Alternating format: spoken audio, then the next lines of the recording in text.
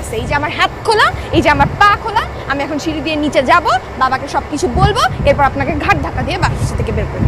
ঠিক আছে, তুমি সিঁড়ি দিয়ে নাই আমার বাবাকে গিয়ে সবকিছু বলে দাও, আর আমি তোমার ভিডিও ক্লিপটা তোমার বাবা মা সবাইকে দেখে দিই। ভিডিও মানে কিসের ভিডিও? তুমি দেখতে চাও?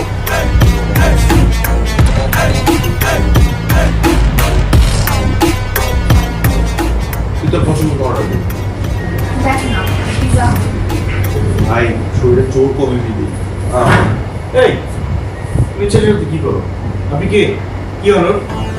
আশ্চর্য, আপনি ফলো করতে করতে এখানে চলে আসছেন। আমি এখানেই তো আছি।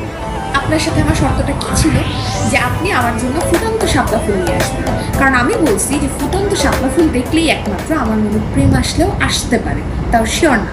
আপনি ফুল এনে আমাকে প্রপোজ করবেন, তাহলে আমি রাজি হলে হইতেও পারি। শাপলা ফুল তো নাই, খালি হাতে আসছেন।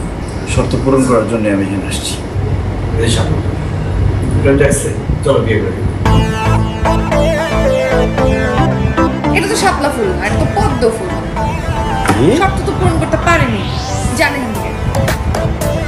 দোকানদার আমার সাথে 2 নম্বরই করলো। আমি তারে বলছি যে আমার শাপলা ফুল লাগবে।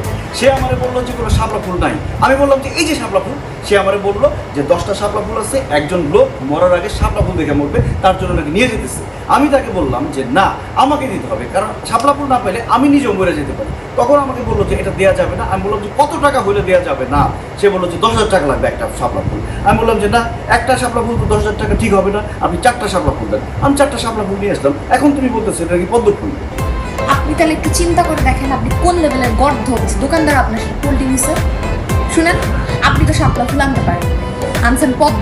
এখন যান প্লিজ ফুটেন। এই তুমি যে এত শাপলা ফুল করতেছো, দরকার হলে তোমার বিয়ের পরে শাপলা ফুলের বিলে নিয়ে একটা চুবড়ি দিয়ে নিয়ে আসবে, সমস্যা কি?